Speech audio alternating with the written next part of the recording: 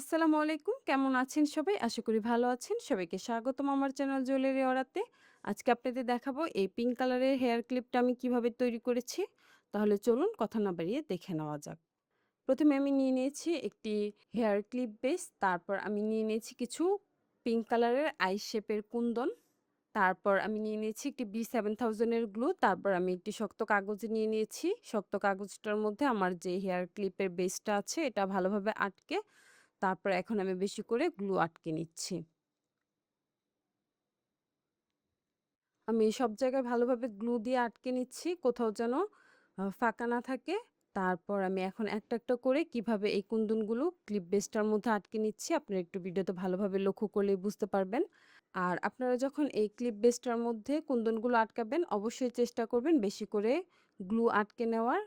আর আপনারা যদি গ্লু অল্প দেন বা এক জায়গায় দেন, আরেক জায়গায় না দিয়ে কুন্দনগুলো কোনরকম আটকে রাখেন, তাহলে দেখা যাবে কিছুদিন যেতে না যেতেই এই কুন্দনগুলো খুলে পড়ে যাবে।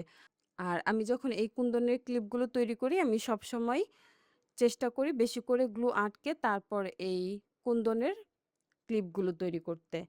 আর আমি এটা শুধু পিঙ্ক কালারেরই তৈরি করছি। আমার মনে হচ্ছিল শুধু পিঙ্ক কালারের কুন্দন দিয়ে এই ক্লিপটা তৈরি করলে সুন্দর হবে। তাই আমি এক কালারের কুন্দন দিয়ে এই পুরো ক্লিপটা তৈরি করে নিচ্ছি। আমার ক্লিপটা তৈরি করে নেওয়া শেষ। এখন আমি হাতের সাহায্যে ভালোভাবে এটা শেপ দিয়ে নিচ্ছি। তারপর এটা আমি এখন কিছুক্ষণ ভালোভাবে শুকানোর জন্য অপেক্ষা করব। অফ ক্যামেরায় আমি আরো একটি ক্লিপ তৈরি করে নিয়েছি। ভিডিওটি শেষ পর্যন্ত দেখার জন্য সবাইকে অসংখ্য ধন্যবাদ।